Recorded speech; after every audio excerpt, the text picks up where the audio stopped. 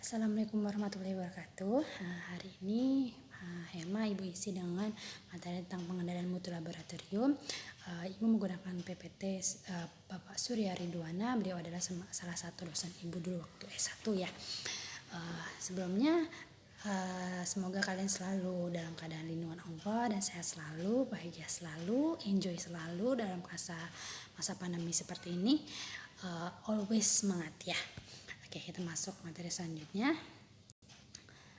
Jadi seberapa pentingnya laboratorium itu di dalam suatu instansi, apalagi khususnya di rumah sakit ya. Jadi pasien itu akan ke dokter atau ke rumah sakit dan dia berharap akan sembuh. Nah, peranan di sini laboratorium itu banyak aspek. Jadi banyak laboratorium itu bisa dari aspek kesehatan, itu pertama yang ada di rumah sakit, kemudian ada kasus bisa menangani kasus-kasus lingkungan, terus pengadilan, kemudian dari kasus industri untuk ekspor impor gitu ya. Jadi berbagai segi laboratorium itu banyak di berbagai aspek gitu. Jadi nggak cuma di klinisi, tapi juga di berbagai jenis instansi dari industrial, lingkungan dan lain sebagainya. Oke. Nah, jadi laboratorium harus memiliki prosedur pengendalian mutu untuk memantau keabsahan pengujian dan kalibrasi yang dilakukan. Jadi berdasarkan ISO 17025, laboratorium itu harus memiliki prosedur pengendalian mutu untuk memantau keabsahan penguji dan kalibrasi yang dilakukan. Jadi ISO itu adalah Internal Standard Operation. Nah, ini nomornya 17025 itu membahas tentang laboratorium gitu. Nah, data yang dihasilkan dari rekam dan sedemikian rupa ini nantinya pemantauan itu harus direncanakan dan dikaji serta mencakup tapi tidak terbatas pada penggunaan CRM atau Internal Quality Control menggunakan turunan referensi material, partisipasi dalam uji banding antar lab dan uji proficiency, replika pengujian, pengkajian ulang dan kalibrasi ulang. Jadi sama korelasi hasil. Jadi keabsahan pengendalian mutu ini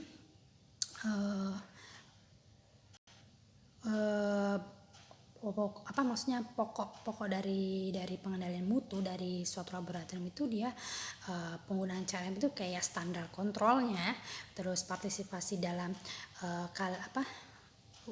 pemantapan mutu eksternal, jadi membandingkan dengan laboratorium satu dengan laboratorium lainnya dengan memberikan berupa serum kontrol seperti itu, terus kemudian replikasi dalam pengujian suatu pemeriksaan, terus kalibrasi alat dan pengkajian ulang suatu alat untuk dikalibrasi. Jadi kapan alat itu terakhir terkalibrasi gitu, itu harus dikaji ulang.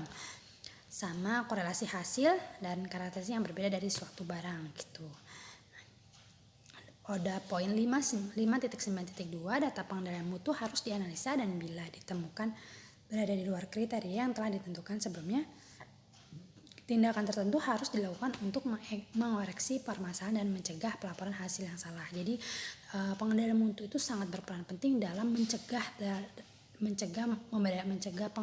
menghasilkan hasil pemeriksaan yang salah dan juga mencegah pelaporan hasil yang salah.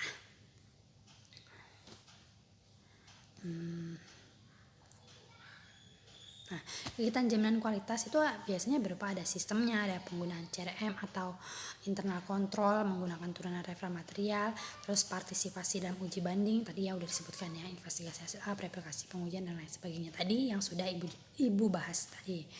Nah, ada namanya PMI ya, atau disebut dengan daily QC. Jadi PMI itu adalah pemantapan mutu internal. Jadi suatu laboratorium melakukan pemantapan mutu di unitnya masing-masing. Ya, adalah kegiatan pencegahan dan pengawasan yang dilakukan oleh laboratorium secara terus-menerus agar diperoleh hasil pemeriksaan yang tepat. Cakupan meliputi pra-analitik, analitik, pasca analitik. Jadi PMI itu secara internal ya, secara unit itu sendiri, jadi tidak terpengaruh dengan laboratorium di luar lainnya gitu. Nah, ini harus dipantau terus-menerus setiap harinya.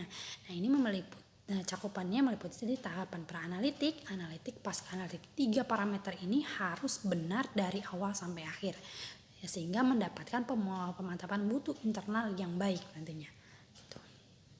Nah, tahapan praanalitik itu seperti apa? Tahapan praanalitik itu dari persiapan pasiennya, dari penerimaan spesimen, memberikan identitas spesimen, mengambil spesimen, mengirim spesimen, menyimpan spesimen, dan uji kualitas reagen media. Jadi sebelum dilakukan pengambilan sampel, itu pastikan dulu yang dapat mempengaruhi hasil dari si sampel itu apa aja. Itu tadi ya, dari persiapan pasien. Misal kalau kayak periksa bulan puasa. Nah, itu kan persiapan pasiennya itu pasien harus puasa dulu minimal 8-10 jam. Lewat dari itu akan mempengaruhi hasil, kurang dari itu pun juga akan mempengaruhi hasil juga. Terus kemudian penerimaan spesimen, wadah. Jadi wadah untuk penyimpanan spesimen seperti apa? Ya, menyimpan spesimen itu wadahnya. Misalkan kita butuh darah itu berupa darah EDTA, berarti tabung apa yang harus kita ambil, kita simpan itu tabung apa gitu. Terus berapa cc yang harus kita ambil darahnya. Terus kemudian memberi identitas misalnya. Ini krusial sekali ya. Kalau spesimen itu harus diberi identitas. Jadi tidak hanya nama, jadi harus berupa nomor rekening, kemudian juga ada tanggal lahir, kalau perlu ada juga. Kemudian mengambil spesimen, kalau misalnya kita mengambil spesimen, misal kita mengambil spesimen darah vena, tahapan apa yang harus kita lakukan? Bolehkah kita mengambil darah vena di jalur yang terpasang infus? Itu akan mempengaruhi hasil atau tidak? Itu kan harus dipertimbangkan. Kemudian mengirim spesimen ketika kita akan merujuk sampel atau kita mengambil sampel dari unit lain akan mengantarkan sampel ke laboratorium, itu cara pengiriman spesimennya seperti apa? Itu harus dilaksanakan dengan baik dan benar gitu. Kemudian menyimpan spesimen. Misal spesimen yang ada dan tidak bisa dikerjakan hari ini, bagaimana caranya spesimen itu dalam keadaan utuh untuk keesokan harinya, dan itu harus diberi perlakuan yang benar. Itu harus menyimpan spesimen dengan baik dan benar. Misal untuk pemeriksaan urin harus diberi bahan pengawet seperti formalin gitu ya, untuk menjaga kondisi urin agar tetap sama dengan kondisi ketika kita ambil gitu. Kemudian uji kualitas reagen atau media. Nah, uji kualitas reagen itu sangat mempengaruhi. Jadi apakah reagen ini sudah expired, jadi sudah waktunya diganti, atau sudah lama terbuka, itu akan mempengaruhi hasil pemeriksaan gitu. Kemudian tahapan analitik, yaitu mengolah spesimen. Jadi benar-benar mengolah spesimen dengan prosedur yang sudah baku, sudah baik dan benar, dan sudah oke gitu ya. Kemudian mengkalibrasi peralatan laboratorium, dan itu termasuk tahapan analitik yang mengkalibrasi peralatan laboratorium. Jadi alat-alat yang akan digunakan di laboratorium, apalagi khususnya laboratorium klinis, itu semua harus sudah terkalibrasi. Nah, kemudian menguji ketelitian dan ketepatan. Kemudian ada control chart harian, itu statistical QC. Biasanya alat-alat laboratorium yang akan digunakan pada hari itu, sebelum running sampel dia akan dilakukan statistical QC atau control chart. Jadi memeriksa alat itu dengan menggunakan serum kontrol. Apakah serum kontrolnya masuk di range yang seharusnya atau tidak gitu. Ketika dia tidak masuk di range, hasilnya tidak masuk di range yang seharusnya, berarti menandakan bahwa alat itu performanya pada hari ini tidak bagus, sehingga perlu dilakukan maintenance atau bahkan sampai ke tahap kalibrasi gitu. Kemudian tahapan dari pasca analitik itu dari mencatat hasil. Ketika hasil sudah keluar itu harus dicatat, kemudian menghitung hasil. Kalau hasilnya berupa data mentah yang harus dihitung, itu harus dihitung dengan benar ya, menghitung hasil. Kemudian dari pelaporan hasil. Nah, pelaporan hasilnya harus benar juga. Kemudian interpretasi hasil, jadi membandingkan hasil dengan nilai normal seharusnya. Tuh. Nah, ini statistical QC itu gunanya adalah untuk mendeteksi adanya perubahan pada sistem operasional rutin yang stabil.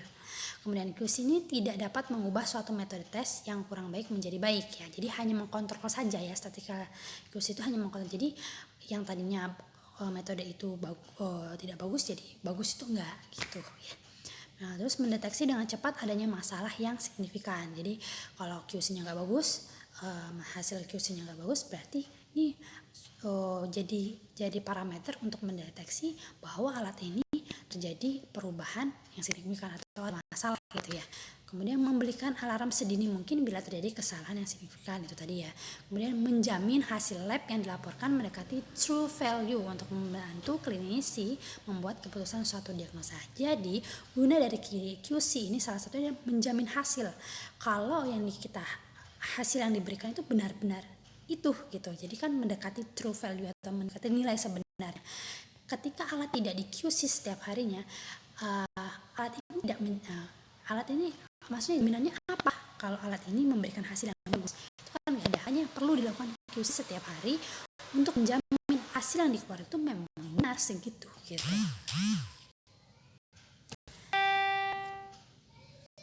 Kemudian ada namanya PME. PME itu pemantauan mutu eksternal. Jadi PME itu adalah kegiatan yang diselenggarakan secara periodik oleh pihak lain di luar laboratorium untuk memantau dan menilai penampilan suatu laboratorium dalam bidang pemeriksaan tertentu. Nah, ini bermanfaat untuk menilai performa lab yang bersangkutan. Jadi, misal dari lembaga, ini salah satu lembaganya adalah PNPKLK, EKAS, PMER, PME, dan UP. Misalkan dari PNPKLK, laboratorium kita mendaftarkan ke PNPKLK untuk mengikuti PME. Maka nanti dari PME misal kita mendaftarkan dari segi hematologinya. Nah, dari segi alat hematologinya kita daftarkan ke PNPKLK, nanti kemudian dari pihak PNPKLK akan mengirimkan berupa serum atau sampel yang harus diperiksa di lab kita. Kemudian setelah diperiksa di lab kita, hasilnya nanti dilaporkan ke PNPKLK ini. Kemudian nanti dianalisis, direview apakah bagus atau tidak. Itu namanya pemantapan mutu eksternal, beda sama pemantapan mutu internal. Kalau pemantapan mutu internal itu setiap harinya harus namanya dilakukan statistical QC atau memasukkan serum kontrol yang kita punya di alat itu untuk periksa performa setiap harinya. Kalau PME beda lagi ya. Nah, kalau PME di Indonesia itu 1979 itu sistem QC dari Jerman, Boehringer Ingelheim. Kemudian ada 1980-an itu sampai dengan sekarang itu sistem varian index score dari WHO. Nanti yang akan mendatang ada sistem namanya variasi biologik TEA atau total error allowable. Nah, apa sih yang harus istilah-istilah apa yang harus kita tahu di pemantapan mutu laboratorium itu? Ada namanya istilah akurasi, presisi, kesalahan mutlak, dan kesalahan acak. Kemudian ada kesalahan sistematis. Nah, ini dari gambar.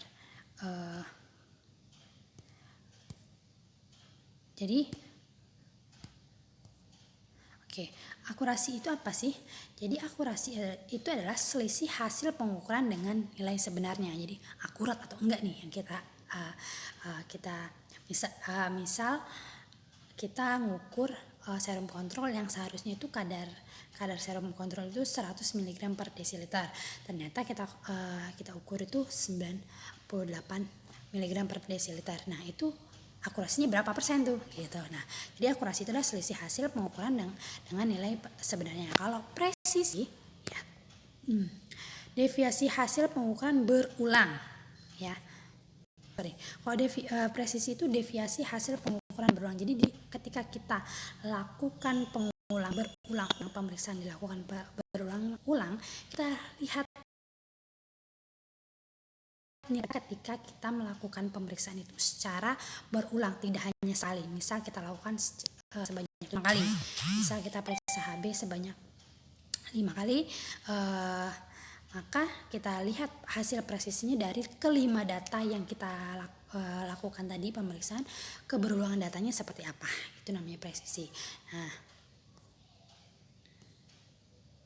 Nah, kalau tadi tanda panah tadi ke arah bulatan warna merah, itu berarti menandakan akurasi. Sedekat apa nilai kita terhadap nilai sebenarnya, itu namanya akurasi.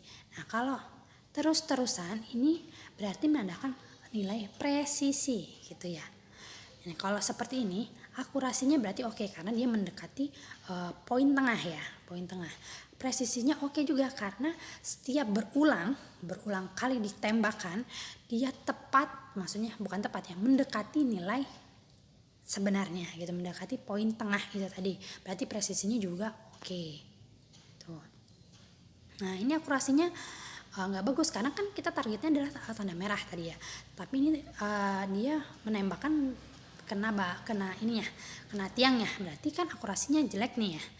Ketika ditembakkan berulang kali, berarti akurasinya no, tapi presisinya oke. Kenapa presisinya oke? Karena keberulangan datanya mirip gitu, sama-sama, tapi dia tidak akurat karena tidak di poin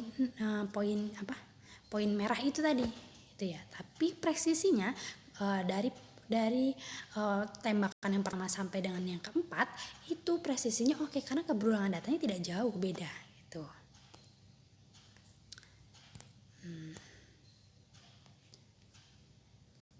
Nah ini ya, merah itu yang poin-poin merah ini berarti akurasi oke, presisi juga oke. Ya, akurasi oke, presisi oke.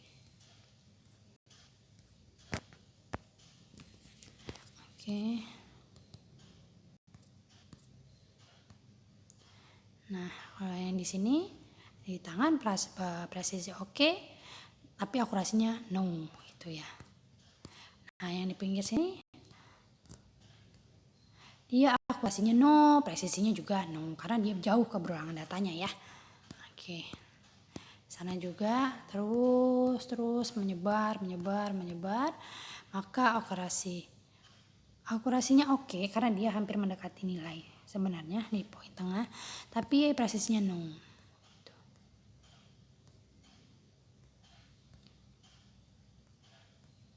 Oke.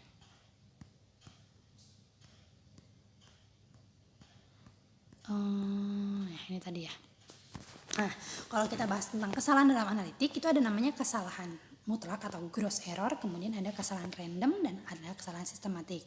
Disebut kesalahan mutlak itu kalau kesalahan yang serius sehingga tidak ada alternatif untuk perbaikan dan harus dimulai dari awal. Misal kayak alat rusak, sampel tumpah, bahan kimia tercemar, itu dia termasuk dalam kesalahan mutlak, jadi tidak bisa diperbaiki kecuali kalau alat rusak harus diganti, sampel tumpah kita harus ngambil lagi, bahan kimia tercemar kita harus ganti bahan kimianya atau reagennya gitu.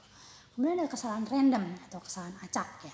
Ini setiap hasil jauh di kedua sisi nilai rata-rata mempengaruhi presisi dan reprodusibilitas. Jadi kesalahan random ini kita nggak tahu kesalahannya apa di bagian apa, tapi hasil dari keberulangan datanya jauh gitu. Jadi nggak presisi, itu disebut dengan kesalahan acak. Berarti kalau kita melakukan analisis keberulangan datanya jelek, itu berarti ada kesalahan random ya. Kemudian ada kesalahan sistematik. Jadi kesalahan sistematik itu ada kesalahan yang menunjukkan mempunyai arah yang sama, mempengaruhi kecermatan, kedekatan pada nilai sebenarnya. Jadi kalau kesalahan sistematik secara tersistem kesalahannya. Jadi dia akan mempengaruhi nilai akurasi, tapi keberulangan datanya bagus, presisinya bagus, tapi keakurasiannya aja jelek. Jadi ketika kita periksa ternyata ada kesalahan sistematik, misal kita periksa menggunakan spektro, ternyata lampunya itu udah mulai redup. Jadi kan itu kesalahan sistematik. Hasilnya keberulangan hasilnya itu bagus di nilai segitu, tapi dia tidak mendekati nilai sebenarnya karena terjadi kesalahan sistematik dari lampu spektro tadi gitu.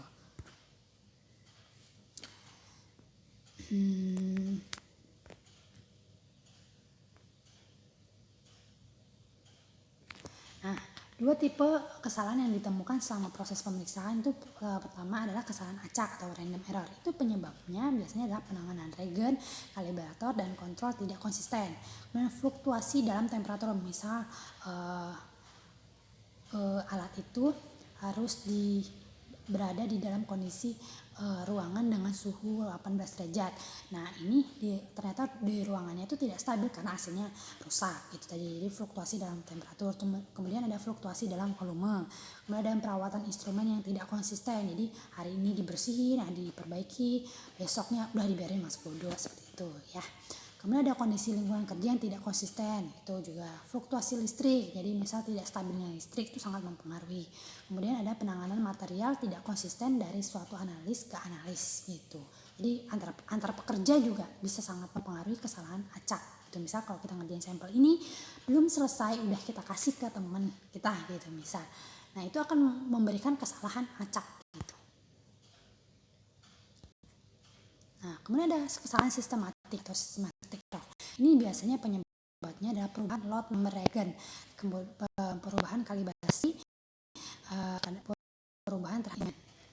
Nanti sistemik error ini akan mempengaruhi perubahan dalam akurasi, ya kan, pergeseran nilai rata, dan perubahan yang konsisten dalam sistem atau proses pemeriksaan, perubahan dalam bisnya, ya, atau persen errornya itu nanti akan berubah gitu. Nah, oke. Jadi sangat mempengaruhi. Jadi ketika melakukan pemeriksaan harus selalu dilihat tahapan dari pra-analitik, analitik sampai dengan post-analitik. Semua harus berjalan dengan baik dan benar, tidak boleh ada yang terlewat. Tuh. Sekian dari Ibu. Kalau ada yang mau ditanya silahkan komen atau juga boleh japri ke Ibu ya. Ini sekian bahasan terkait dengan pemantapan mutu laboratorium. Semoga kalian tetap selalu semangat. Ibu akhiri, wassalamualaikum warahmatullahi wabarakatuh.